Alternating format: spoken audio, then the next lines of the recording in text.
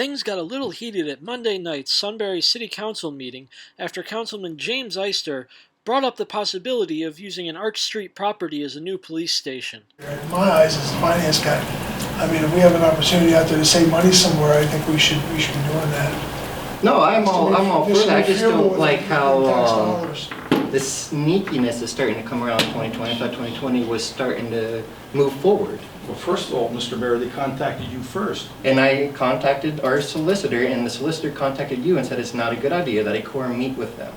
That's not true. And too bad our solicitor's sick today. Yes. I think this should be tabled until the last meeting since it I'll make wasn't that on a the form of agenda motion. for the public to actually review and... Sunbury Police Chief Brad Hare explained why the current station is not a good fit. The goal was not to be there long term. In essence, it got away from the city and us. It got away from the police department and the city. Long-term goals in the 21st century policing, that building is not conducive for a police department. There's no rear access. There's the front. The whole building itself is not set up the way they're building police departments nowadays for 21st century policing. So that's why that building. We had several architects actually go through that building, and I think every one of them said this is just not conducive for a police department.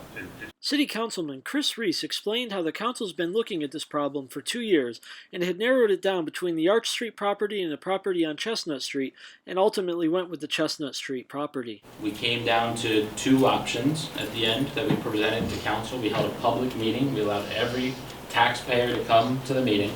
And those two options were the Arch Street property that Jim brought up tonight and the Chestnut Street warehouse. The Chestnut Street one was chosen to pursue first because it was already off the tax roll. It was an option that was not on the current tax roll, so we figured why not see what that would be, at least to do, a building that we already own, rather than moving us from one building we don't own to a building we own to a building we don't own.